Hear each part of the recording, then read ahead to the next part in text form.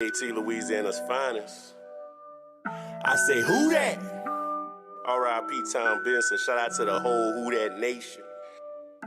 Now who that? That fever, that flavor, that funk. I say who that? That fever, that flavor, that funk. Oh, who that? That fever, that flavor, that funk. I say who that? That fever, that flavor, that funk. You got that fever? Yeah, yeah, that fever for the flavor. Got that flavor? Yeah, yeah, that flavor for the funk. You got that fever? Yeah, yeah, that fever for the flavor. Got that flavor? Yeah, yeah, that flavor for the funk. I got that fever, my people. See, we not equal, my people. I'm like that dog saint underneath the steeple, my people. Got Drew Brees, he the feature, and our defense the sequel. The D-line and linebackers, man, they coming to reach ya. Make enemies some believers, cause we overachievers. DBC 50-50 balls and we call them keepers. Y'all can follow this leader, cause Sean Payton will teach ya. Saints Talk listeners, what's up? We back. It's another episode of Saints Talk. As always, I'm Kevin Washington. I'm here with Nick Underhill. Nick, what's up? That's the Saint Talk podcast presented by Sant CPA. They're our new title sponsor of the podcast. Daniel's saying he's probably one of the smartest accounting people that I know. Next to my wife, I'll put my wife number one because got to remain politically correct here. But no, Daniel does a great job. He's been a long time supporter of the site. So if you're a business owner needing some guidance with your daily accounting, Daniel Sant CPA can help you get your finances in order. They provide relevant accounting information, detailed analysis, and clear communication in a timely manner. Call 318-321-2765 to get in touch with them. We got their website link in the show notes. See the name at the top of the screen, the name on the podcast cover. So they're riding with us heavy now, man. Big supporters, and we're appreciative of them. Seeing what we're doing, reaching out, and wanting to align with us.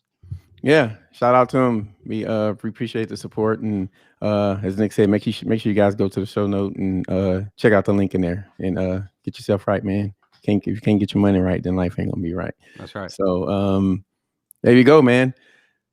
All right, I think the fan base has calmed down a little bit, enough for us to have some type of objective talk about what just happened Sunday. So you sure? Well, no, but you gotta speak it into existence. That's what I was taught, and that's an attempt. Obviously a failed one. No, it's bad, man. It's bad. I mean, players getting slandered. There was someone apparently in D Saint Soldier. She tweeted this, that someone on WWL was saying that like Alvin's running like to preserve himself, and no, he had 20 carries the first week up the gut. Like I was watching the first game, like why are you running Alvin up the gut? Like save Alvin, don't put Alvin in harm's way. I remember that they just had a bad game. They had a bad game. I mean, that's a gross. That's a big time overreaction. I mean, Bobby even brought it up to Sean during the coaching interview. He was like, and these are Bobby's words, not mine. And he was like, he's kind of lugging it. And Sean was like, no, he's the most competitive. And I mean, listen, I'm not speaking against anyone. This is just a conversation that happened on WWO Live with Sean Payton. So it's all over. It's all over. Things are a little. And I'm not saying this Bobby, we know we love and respect Bobby here. I've never seen anyone work harder to lose like 7 yards on a carry than Alvin did on Sunday. That's not enough. You know what I mean? Like he worked hard to lose 7 yards. Like that wasn't he didn't just go down. Like he fought hard to, it was just the play call. It wasn't there. And then I think part of it is like Alvin runs. Like I remember the Rams game a few years ago. I want to say it's 2 years ago, and he broke this long run. It was in Los Angeles. It was in, gosh, I don't know where they were at the time. I think it was Los Angeles. And it looked like he was jogging, but no one caught him. He ran it for a long touchdown. And I was like, man, this guy is moving faster than he looks. So I think for me personally, it's like sometimes when you look at Alvin, it just seems like the game it looks like the things that he's doing, it just comes so easy and natural to him, where it's not like these really I don't know, man. I don't know how to explain it. I'm trying to cover like the Green Bay run last year, the long one where he broke like 6 or 7 times. He was like almost in slow motion on that play. He was jogging on that play, but jogging on that play is what worked on that play. And he's a patient runner. He waits to see how things go. I think when he's moving at a certain space, it allows him to kind of do those defying broken tackles and spin out of things and set things up. That's just how he runs. I mean, he's not a full speed ahead run like you don't know what's going on. There's other people that run like that. I mean, Taysom Hill kind of runs, in a more like shot out of a cannon, blast off manner. That's not how Alvin runs. Those running styles different. So I guess, I mean, I could see how someone could get that perception when it's a game where he averages 0.6 yards per carry instead of 4.6. But the running style in the visual nature of it, to me, were the same. I don't see that. I just saw a guy that had a bad game due to the whole team having a bad game. A lot of stuff wasn't blocked well. The running game was ineffective for everybody. The passing game was ineffective for everybody. I just think it was just that kind of game. Yeah. So stay on that train of thought. Like, just give your overall thoughts on the game, just high level, what happened. Yeah, let's just start there, and then we'll chop this tree down, one swing at a time. But just kind of start with high level, what you saw from the game. And, what do you think some of the reasons? I know when you see it live and, the guys who are, people in the chat who are subscribed, ones who are not subscribed, I don't know what you guys are waiting on, take care of that. It's a link right down there. But yeah, we spoke about it, and, we have, I don't want to say hot takes after the game. I want to feel like they're educated, but, they're more gut reactions. Yeah. Yeah, exactly. But you've had a chance to, look at like all 22 film and actually see safeties and defensive linemen from behind and get a more objective and more informed view of what happened. So just based on that, and there's a film study article on the site, guys. Just go read it. If again, you got to be sub. You guys know the game here, but yeah, just kind of what did you see just after looking at the film, and did your opinion change in any way after seeing it? No, I don't really think it changed at all. I mean, I was a little bit surprised by the way that the blitzing and how the Saints gave up a lot of stuff in that a lot of the same look, and really they kind of got beat by the same play over and over, and that was absolutely shocking to see that go down like that, just because you don't usually see the Saints lack the ability to adjust to something. And there's a breakdown on the site of all the ways the splits work. So if you want kind of the details of how it worked, it's all broken down there, film clips, all that stuff. But I think you saw, like, just in that moment, same look multiple times. I think it was 8 times in the game. The inability to adjust to it until like the second half. I think that's where you saw where the coaches weren't there. I think you saw the inexperience of the center. I don't blame really Cesar Ruiz for anything. He's kind of really had the hardest circumstance of anyone on this team the last 2 years, and he finally got comfortable with one position, and they put him back in the position that he was most comfortable with. But I think he was a little bit unprepared to be the guy that they relied on to set those protections and do all these things. And when your offensive line coach isn't available for the whole week, I think that degree of difficulty is extremely high, and it's just I think he was just in a really he was in a really unfair situation. But I mean, that was just the kind of the game it was. I think you just saw the weight of everything, and it's Sean's job to say none of that matters and not to make an excuse, and all that stuff. And I guess it just is what it is. You can let him say that, but I strongly disagree with Sean Payton. with him saying the coaches not being there wasn't any reason that it's absolutely part of the reason that they lost and they look so bad. I think it's part of the reason that you struggle to make adjustments in game. I mean, who's communicating all that stuff? Who's sitting everyone down and going over that? Like, it's just not there. So I think we saw that, and it was just a bad game. I think it was just someone described it to me as the perfect crap storm, and they use a different word, but yeah, I mean, I think it was. I mean, everything that could go wrong kind of just fell right on this game, and you just ended up in this horrible situation. And I'm almost curious at some point down the line, like when Sean's sitting up there to get into the Saints Hall of Fame or whatever, like I want to ask him like how limited they were in their ability to game plan for this game due to those coaches being out. Like I think that there's probably a lot of things that had to be simplified and, done differently. And that's where they ended up. So I'm not taking a lot from this game. My opinion on Jameis changed a little bit after watching it. I thought some of his decisions, definitely get to him, but I thought some of his decisions were still not good, but they were more defensible after seeing it. Still not good, but just not as atrocious, I guess is the word that how I would say it, not as atrocious as I initially thought watching the game live. So some of the stuff, loosened up a little. Some of the things, I thought were a little bit more troubling. I was pretty disappointed with the way Zach Bond played in the first half of the game, and that held up watching it back. So I mean, I think a lot of the stuff that we thought we saw on Sunday though kind of held true after taking a closer look to it. Yeah. No, I'm with you. I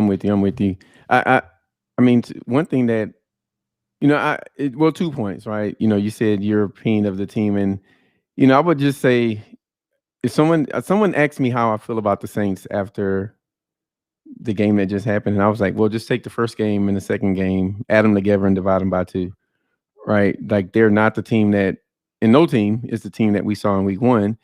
And then, I don't think that they are as bad as they were in week 2, right? And so, I think there's still a lot of open questions with the team. I think we still, it's week 2, man. So, the Saints are traditionally a slow starting team, right? I mean, I want to say, man, they must have lost one of the first 2 or 3 games, lost in the first couple of weeks the last few years, right? So, I mean, I think they're in familiar territory. October, September is a season where teams are adjusting, and the Saints, man, I don't know last time they lost a game in October. It feels like it's been a while. So I guess my point is, let's just see how this thing turns out, right? We don't have to make any definitive statements about the team. But one thing that kind of made me think, I was like, well, the defense started off slow like the offense, and they made adjustments, right? And they had most of their coaching staff except for, I think, Ryan Nielsen. Yeah, exactly. Yeah. And then the team off the side of the ball without coaches, didn't happen. So I'm not sure if that's the case. That's one of my theories. I got a few of them. They're not important, but yeah. So we'll see. So I don't want to get into too much detail, but how did the continuous pressure that Winston was under, how did that affect his play? What do you think? Because my belief is, the more a quarterback is under pressure, their decision making deteriorates over time, right? And it's happened with Brady, it's happened with Breeze, it's happened with the best of them. Not comparing Winston to those guys, but all quarterbacks, you put them under pressure, they don't make good decisions. So do you think that was part of it, or do you think some of that stuff can be looked at in isolation also? So just how did that the lack of protection affect his play and some of his decisions? I think some of his best moments came when he was under pressure, like some of the ways that he climbed the pocket, extended plays, and things like that. I think when he's doing that, you still see some really high level things that he's able to do, and his strength shows up in some of those moments, being able to throw at guys, putting their hands on him and things like that. But yeah, I mean, his poor decisions, the 3, right? I think there's probably the 3 decisions.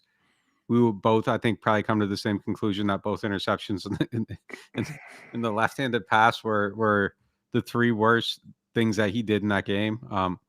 The first interception, when I look back at it, and I tweeted the picture, he did have Deontay Harris open down the field. Yeah. And if they had not given up that A-gap rusher, I think that's a touchdown on that play, quite possibly. But who's going to throw it? Yeah, he was under pressure really quickly. He rolls out to the left, and then he makes the poor decision to try to throw the ball while his feet are moving 60 yards, 45. I think it was 45 yards down the field from where he was. You aren't throwing a 45-yard pass over 2 defensive backs into a specific window while your feet are moving and with a defensive player right there, and then he's falling back by the time he lets go of it because the guy's on him. It was just a really poor decision, and he should have tucked the ball and just ran it to the sideline. It's 33 seconds with the snap, preserve the field goal, go to the next half. And, if it gets to 17-10 in the second half, that might change the complexion of the game. Maybe Sam Darnold starts to feel like they're coming for him, and young quarterback. A lot of things can happen. You're one play away from tying that game up, and I just think that changes the mentality in the field of the whole game. And if he's talking about being decision based, that's not a good decision. You can't play hero ball. You can't revert to that. And that was a tough play. Man, The I've good had thing people for defend that play to me like it was like I was just trying to get like, man, that that was not a good throw. Like, it wasn't, but like my thing was when I was watching it, I thought he kind of just like threw it up and was just like, well, I'm not going to take a sack. Let me heave it to the end zone and see what happens. Like when I saw it back, like he at least saw somebody that was open and was trying to get that person the ball, which changed it a little bit for me. Like I thought it was just like well, here's an arm punt type thing. And it's like, why are you doing that when just take the sack and go field for the goal is field on goal? line, yeah. So I mean, that's something that and the thing with Jameis too is I don't want to go to immediately like, oh, this is Tampa Jameis. Let's see what he does when this staff says, hey, these were the wrong decisions.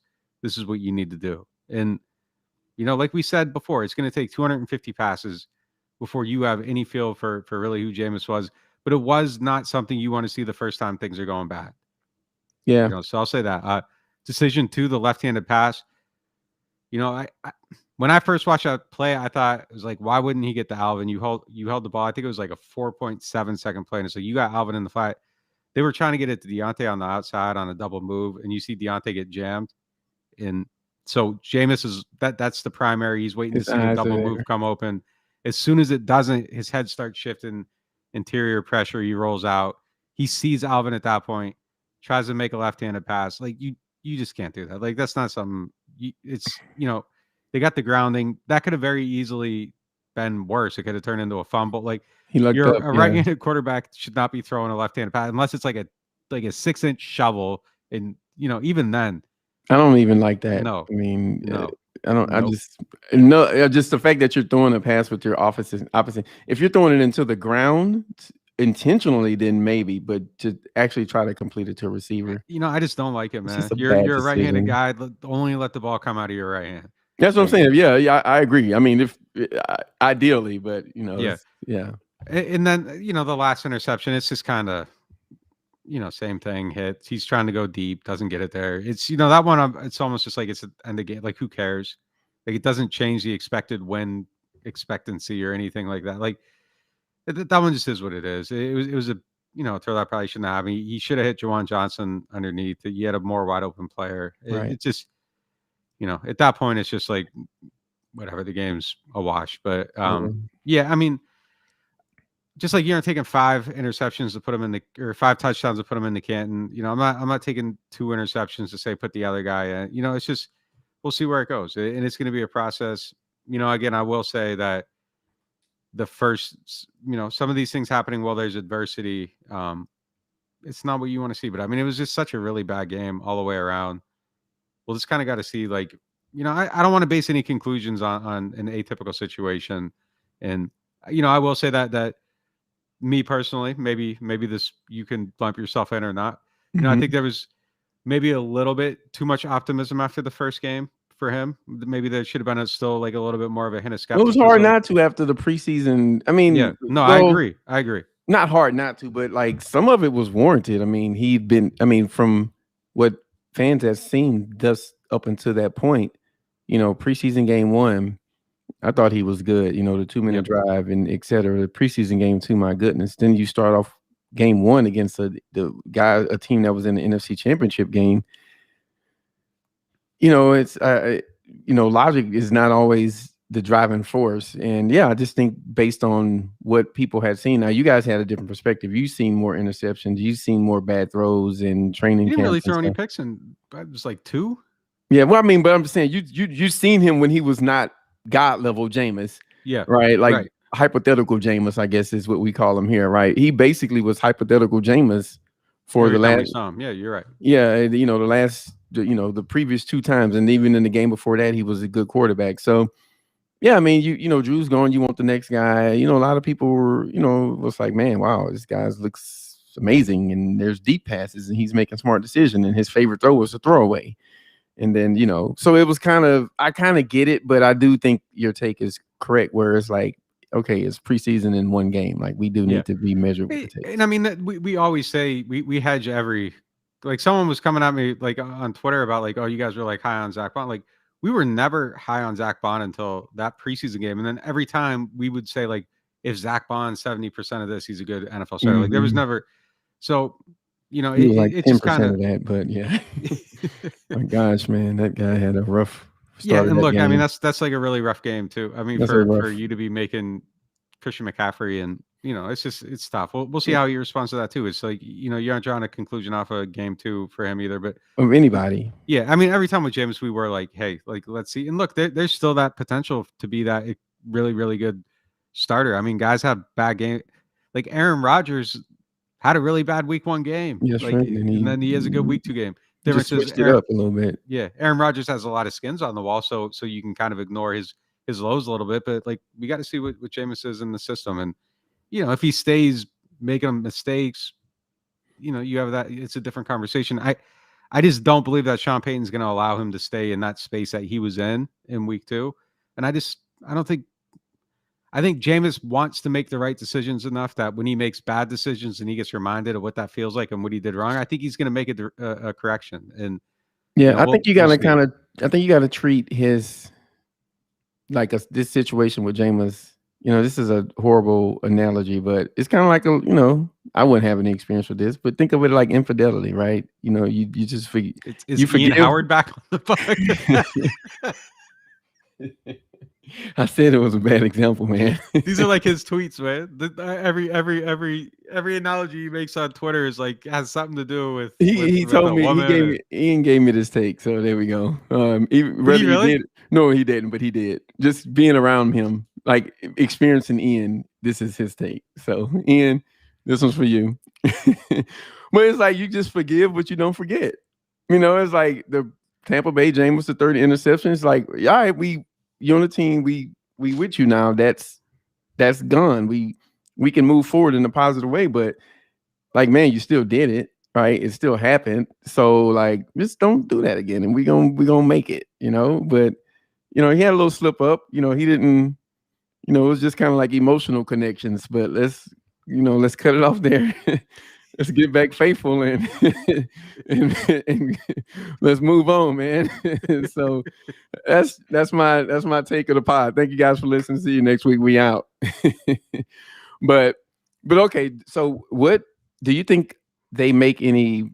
I know, man. It's kind of hard to go back into football after the infidelity take. It kind of worked out though. It wasn't actually a bad analogy. It was a good analogy for like just a one-on-one conversation. Probably not the best for the pod, but you guys know where I'm coming from. But so do you think they make any changes? Like, do you think they signed the center, a week or so ago? Do you think they say, okay, Ruiz, we're going to get you to guard? And, do you think they make any changes? Do you think like at this point, they just kind of got to rock what they got, and McCoy went on IR, didn't he, for 3 weeks? Yeah, he's on IR. He's on IR. Him, yeah. Davenport, and the linebacker, Quan, they all 3 of them went on IR. Yeah. But yeah, okay, all right. So we know on there too. So he's out he can come back after this game for the Giants game if he wants.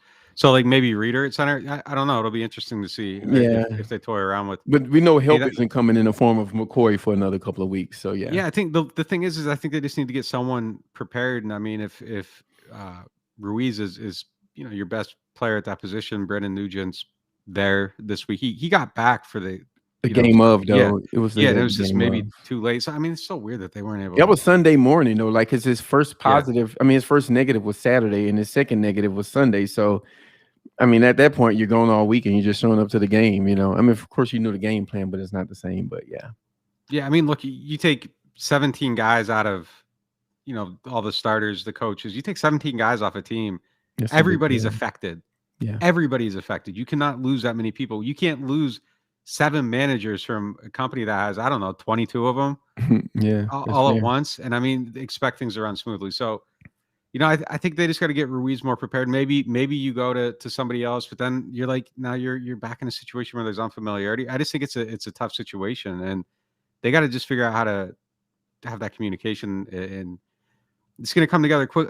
I don't see this issue lingering in the next week. It would be absolute malpractice if you're seeing these same issues in this next game. But look, I think you're going to see very first snap, you're going to see that double A gap walk up, and you're going to see how they handle it. And I think, they're going to run twists and stunts at Throckmorton and Ruiz and just see if they can handle that communication. And if there's an issue there, I mean, the Patriots are going to find it. That's what they do. Like how Sean Payton is a ruthless game planner against your weakest thing. Belichick is just as evil and sinister with those same intents, and that's how he attacks teams, and that's what they're going to do. And I think it's going to be a gut check all the way around, really. I think for the Saints and some of the things that we're wondering about. They're going to see man to man in this game. Carolina played a lot of off, a lot of zone. You're going to see a lot of man to man in this game. So they're going to have to get open that way. J.C. Jackson, their outside corner, he's good. He has some of the best ball skills in the NFL. Like, you have to have legitimate separation against him to complete a pass. So it's none of this like, in the rant, like you actually physically are going to have to be open to beat him or he's going to pick you off. So that's going to be a challenge on that side. Well, stay there, right? they're gonna find a way to take Kamara out of the game because that's what they do. They don't let your best player beat you, and he might overcome that, but their game plan is going to be shifted to that. So I think that the Saints are going to have to complete passes on the outside against man coverage to win this game on offense, and on that line, they're gonna attack that offensive line and just kind of see what's there. Yeah. So talk about the wide receivers. So like. Just open question, man.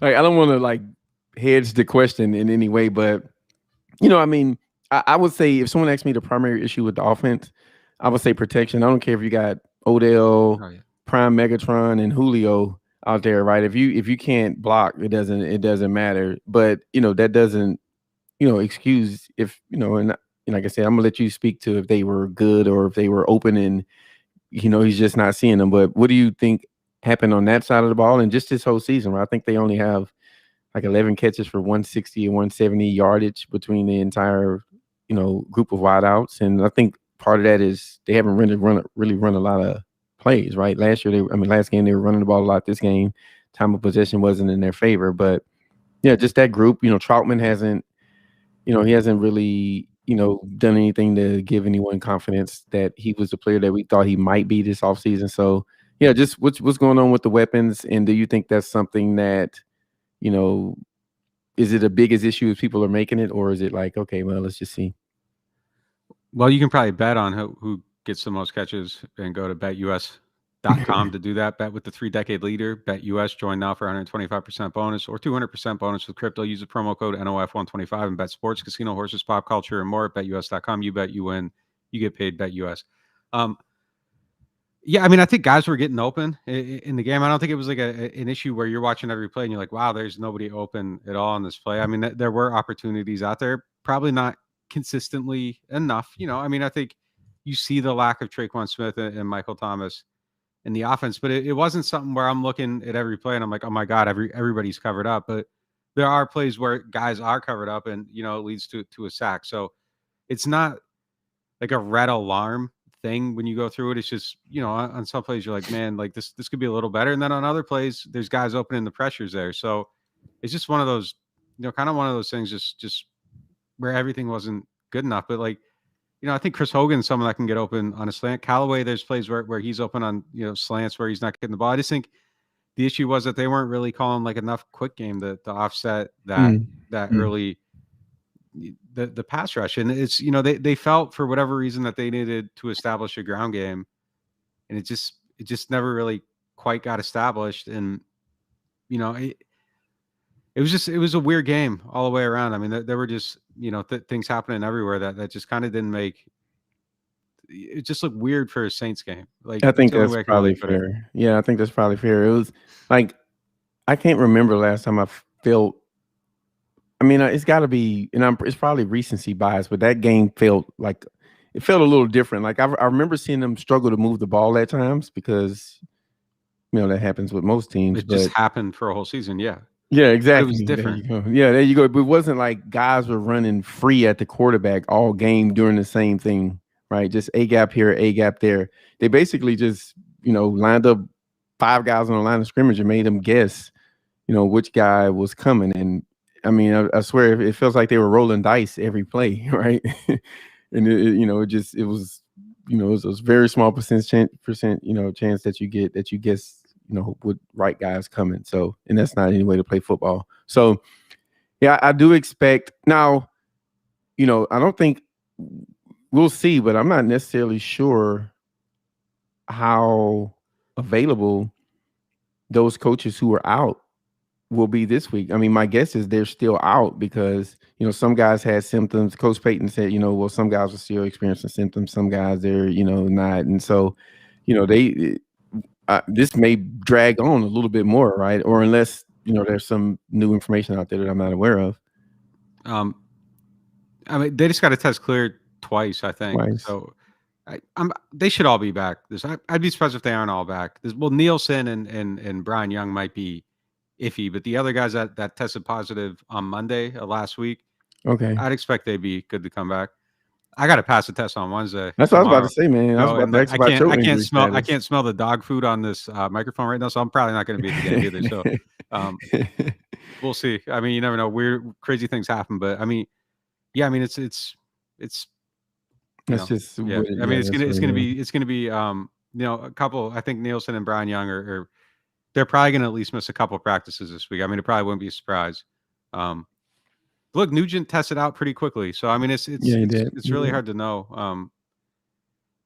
But the thing is, with if they're in the intensive protocols, they're testing every day, so they probably caught Nielsen and Young bam, day one. Tail end, yeah, because his didn't get. Yeah, Nugent could have been into it a little bit, and that shortens up your window a little bit. So it's tough, man. I don't know how this thing works for anybody. Yeah. Are you eating boiled chicken? Since you ain't got to. It don't matter how it tastes. You just. No, I can taste. Oh, you can taste, just can't smell. Yeah, okay, it's just smell only. Yeah, okay. Well, smell is part of taste, though. So I mean, a little bit.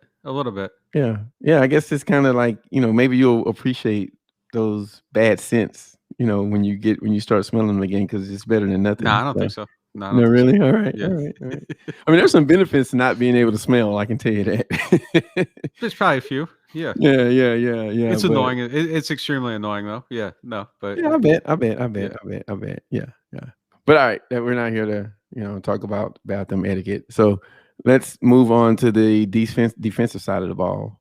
Who didn't play well other than, I mean, look, I don't want to look, and here's what I don't want to happen. I know this is obviously not directed to you, but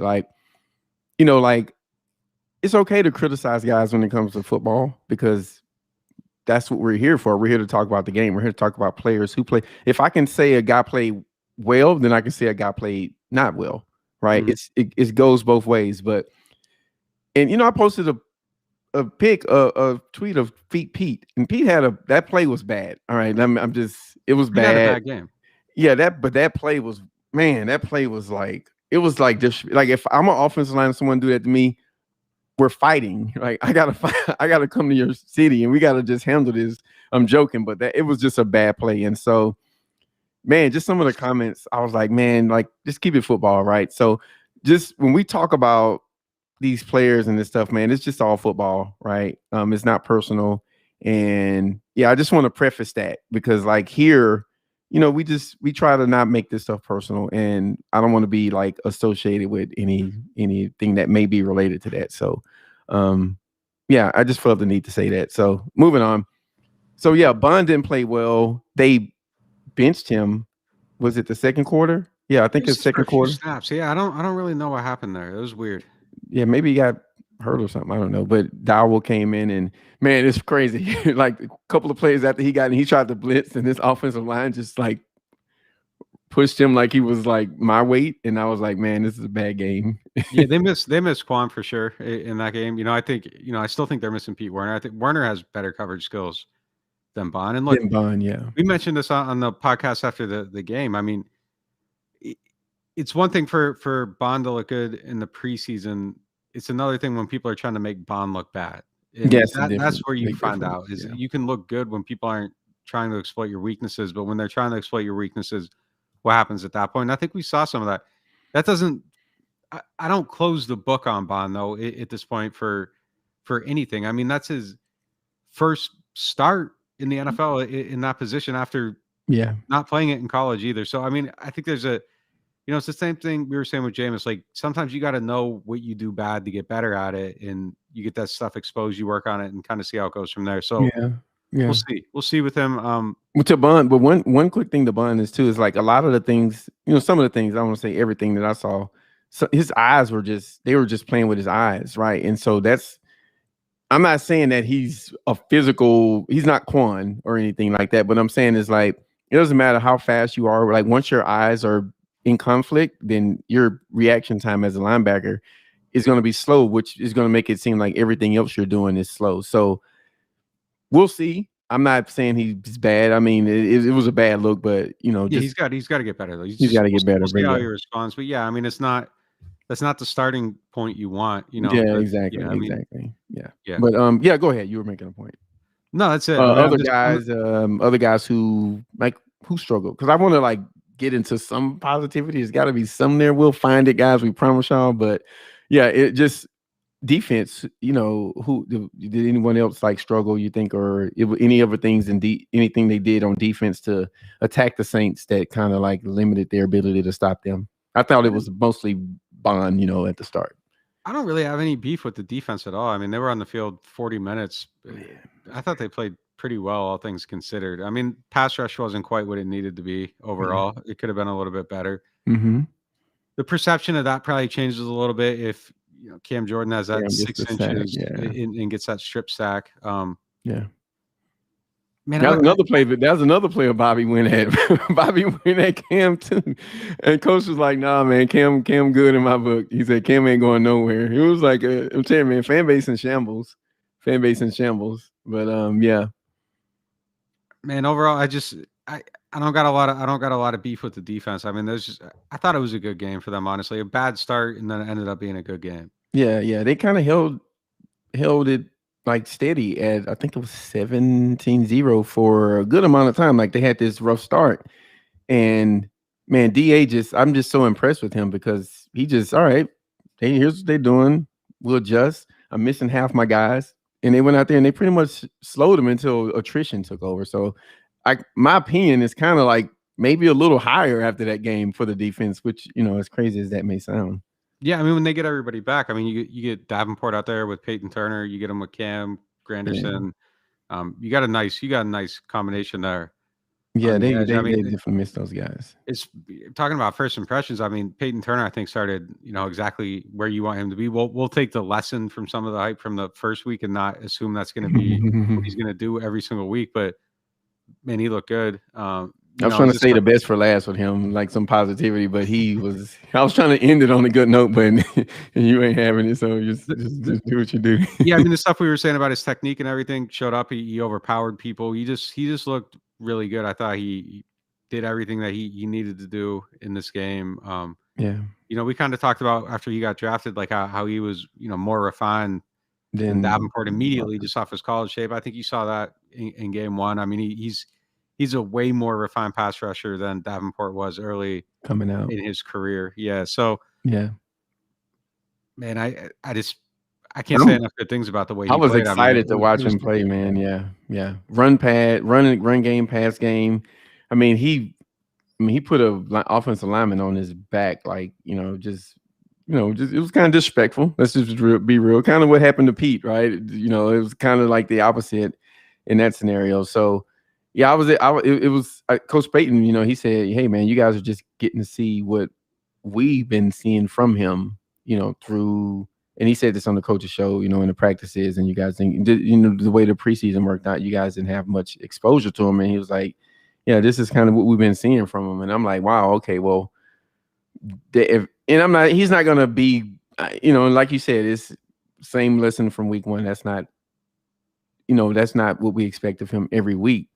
But if it is like a sign of like what type of player he is and how he wins and things like that, then yeah, I think it bodes well. I mean, he moves really well for a guy as big as he is. And I mean, I don't know, like he just rookie strong, like just right. Just like rookies are usually like, I mean, it's like he's been in the NFL weight room or something. I mean, he's throwing guys around, he's ragdogging guys. I mean, it was just really impressive to see him come out in his first game and play that well and kind of be like the main bright spot, on maybe the team, when you think about it.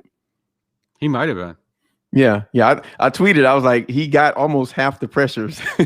I can be really optimistic about this or really pessimistic about it, but yeah, I think he probably had close to half the pressures. Just I don't think it's a reason for pessimism. I mean, honestly, like they're going to get guys back as it goes along. I mean, that's the thing is like people just kind of forget that like week Onyemata is 6, not week 7, around. they're going to get like 2 All Pros back on the team, and Yeah, Mike hopefully, and hopefully Mike. that makes a difference. I mean, I guess last year we were waiting all year, making the same statement about Mike Thomas. Hey, they're going to, I know, trade the man. best out of. I'm a little concerned about that, but it's not the time for that. But I'm not sure what we're gonna get in week after the bye. I'm just a little concerned.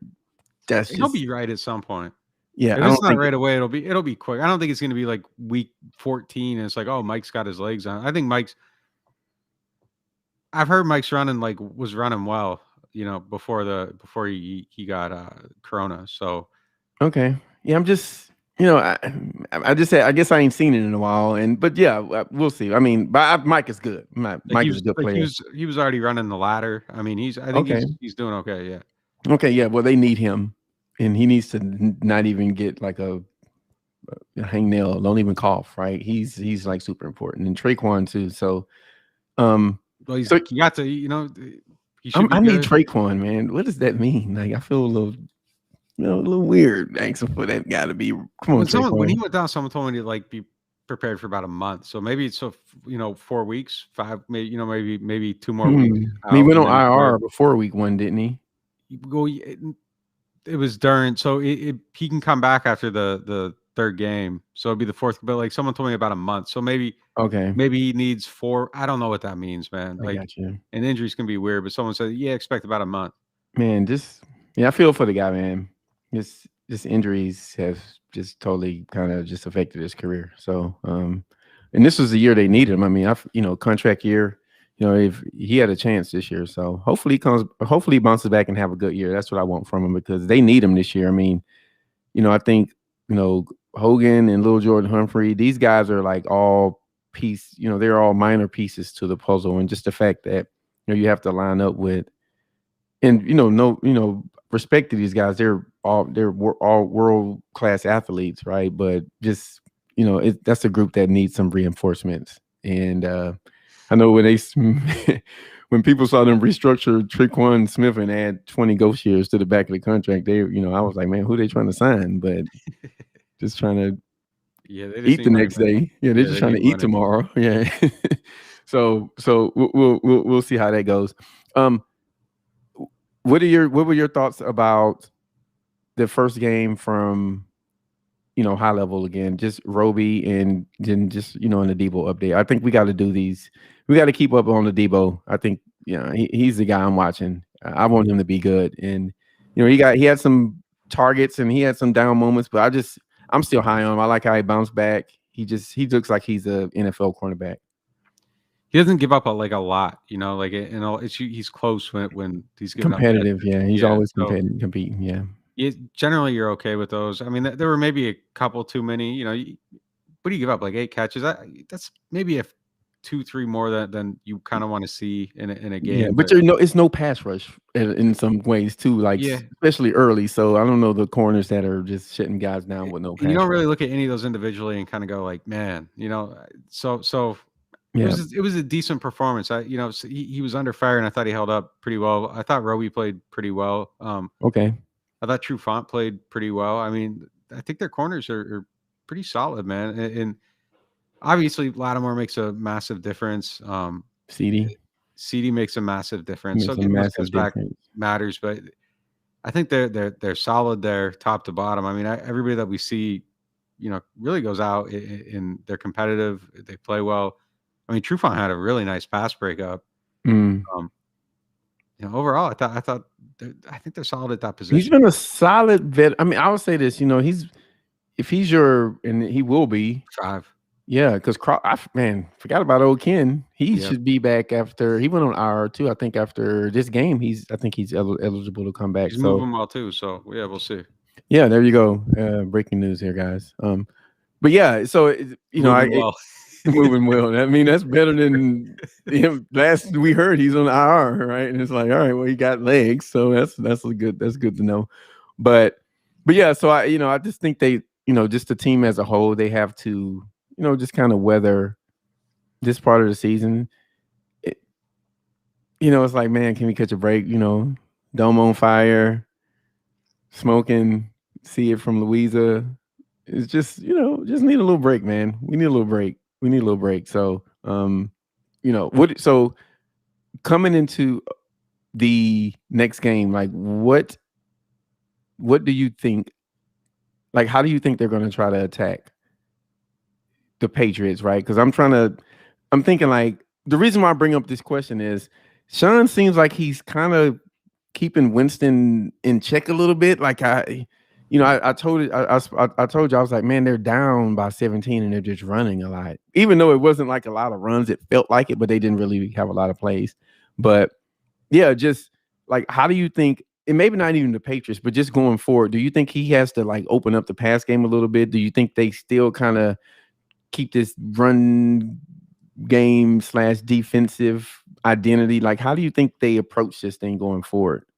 And by the way, guys, if you guys got any questions, you can start thinking about them, put them in chat. So this kind of plays into one that BB St. Spells lady asked, who she asked about Jameis's low amount of throws relative to other QBs in the league this season. Mm-hmm. No, I think week one, it was established around playoff that protect the quarterback and kind of, let the running backs lead the way and build off of that and pick your spots where you're going to throw. And it worked. I mean, it worked really well. It was highly efficient. I think this week the plan was similar, but I think part of it too was just not getting first downs and not having the ball and possessing the ball, not sustaining drives. I mean, that really kind of killed their attempts. I mean, he had 22 attempts and they had the ball for 18 minutes or something like that through the game. So, I think if it went on a little more, he probably would have got up to, around 30 attempts or something like that. I do think overall though that I think they're going to try to keep him in a spot where he doesn't have to do too much. And I don't think that they want to go into games and say, we're going to win this game because of Jameis Winston. I think they want to go into games and say, hey, we're going to win this game because of Alvin. We're going to win this game because usually our offensive line is good. We're going to win this game because the defense is good. We're going to get, we're going to win because of Mike Thomas. I don't think you want to put Jameis in a situation where he's winning you every game. I think some weeks you might have to rely on him, and hopefully he shows that he can do that. I think he probably can in certain situations, but I just don't think it's going to be 17 games. Drew Brees is going to win us these 17 games, and I don't think they've really been that team for 4 years. Wow, yeah. It's been a while since, hey, Drew's the foundation of everything. 17 was probably maybe the last year, and then that year kind of shifted within when you start finding out who you have on your team with the rookies and everything, and you kind of start dialing it back. But even before then, they were dialing him back even a little bit. So that was I don't Drew's think last deep ball, like 17. Yeah, everything else was dink and dunk. I think it was like a Ted getting. I remember it ain't been right since. But yeah, I mean, I just don't think that their offensive identity is going to be necessarily Jameis Winston, and I think that's a good thing. I think it's if you can win like that, but you do got to open it up a little more. You can't have 150 passing yards every game. Get that number up to 250. It feels like that's what he wants, man. Just looking at the play calling is like, and I think I wonder how much they could game. Like I said, I just wonder how much they could game plan for this game, just being down so many people. I almost wonder if they rolled over down the game plan and said we just. I wonder if they rolled over pages of week one's game plan to week two. Interesting. I don't know. It's just it had to be limiting in some fashion on what you were able to get done. Yeah. No, I'm with you. I don't see how you can't dial it down.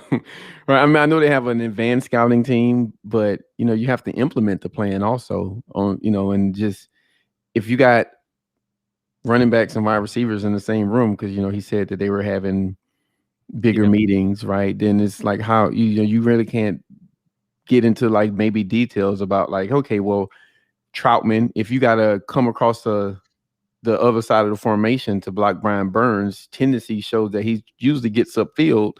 So make sure you kind of, plan for that, right?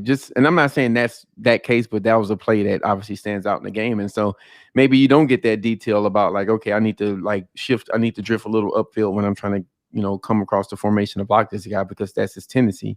Maybe your assignment is just block this guy, which, man, just in hindsight, that's a hard block. Brian Burns is like kind of crazy with the athleticism. And, he's got took a bad angle on that, though, too. Yeah, but it's easy to take a bad angle when you're trying to, well, in my opinion, right? Because you got to hurry up and get there because this guy's fast. And you're going against a guy who made Ramczyk look like Charlie Brown on that spin move that he put on him. And yeah, I just think it's a tough block. I don't know. It's a tough block. It's a tough block. But he took it like too far to the line, inside, and it should have been a flatter. I agree. I absolutely agree. Absolutely. I mean, I've seen them like use that blocking scheme before, but it's just you're right though. It's a tough play. But like going to your point, like even like if they're having these joint meetings, can Cesar Ruiz ask 35 questions about protections? Just when there you go. Are you comfortable to do that when you have all these other people? I don't know. I mean, I don't know how they were actually meeting, but it was just a bad. It's just like I said, it's something you can draw conclusions off of it. It was just a bad, weird week, and we'll see where they go from here. Yeah. No, I'm with it. Good. The only I would say the silver lining about weeks like this is, it's kind of like a bye week. I consume no football news on weeks like this. It's like I can't take it. It's like and I don't mind a loss, right? A loss you could, but like when the takes get out of hand, I'm like, all right, I get a week off. I just read NewOrleans.Football /subscribe. I sign up. I pick a tier and I just read like the measured takes instead of like the hot takes, So you guys should do the same. Everyone in here who's not subscribed, you guys should go right now. NewOrleans.Football /subscribe. Pick one that works best with you. You should jump all the way in and get you a t-shirt too. Hey, and if you think you can't afford it, call Daniel Slant. He'll find you some money, man. You're spending too much on your taxes. Ooh. You're spending too much on your taxes. Hey, Daniel Saint, man, that was about as good as a. Yeah, we played that. That was like Shaq and Kobe, or like the Wade when he threw the lob to LeBron and he kind of put his hands up. Absolutely. And he caught in LeBron like right there. Yeah, you LeBron, I'm Wade. But normally I'm LeBron, but you get the point. But all right, guys, that's gonna do it for us. As we said, any support, we appreciate it. We try to keep it fun around here, but we do want you guys to sign up. That is, that's kind of the goal. So we try to like talk good, smart, fun football stuff with the goal of, getting people to sign up. Terry Westbrook, thanks for subscribing, man. Thanks for, saying that you enjoy the content. You guys know my DMs are open. You guys ask me questions, I answer. I've been pretty good about answering all the questions. I'll say that. So if there's something you want us to talk about, a question you have, anything that's going on, then yeah, definitely let us know. We do this for you guys. We do this for the people, and you guys are the people. And also shout out to chat for joining too. So we appreciate you guys. So you guys. One more thing, and shout out to BetUS, bet with the 3-decade leader. BetUS, join now for a 25% bonus or 200% bonus with crypto. Use the promo code NOF125 and bet sports, casinos, horses, pop culture, and more at BetUS.com. Yeah, or you could do crypto and regular and get 125 plus 200. Hey, who can get 325%? So BetUS, man, we giving you all the plugs, bro. So you get that 300+%. Get up in there. So support our sponsors because they support us. So if you're looking for a CPA, check out Daniel. If you're looking to do a little bit, and then check out BetUS. So shout out to them. So thank you guys again. We'll be back. We have our Friday pod. Nick, he can talk for a little bit longer now. He got like improved lungs a little bit, hopefully. So lungs never hurt, man. All right, well, I was lied to. I'm joking. But no, I'm joking, guys. We're having fun. But yeah, we'll be back with the Friday pod for members only. So if you guys enjoy these podcasts, we do 3 of these a week. 2 of them are for the members. And, we kind of have to hold back a little bit here with some of the stuff we talk about because it's not fair to the people who signed up. So, when in the member spot, I can ask Nick what he had for breakfast, lunch, dinner. He can't hide anything from anyone because he's yours. You guys own him in the members only pod. So check it out. Support us. We appreciate it. And any other type of support, we appreciate too. YouTube, podcast reviews, and all that stuff. So with that said, thank you guys for listening. We'll see you next week. We out.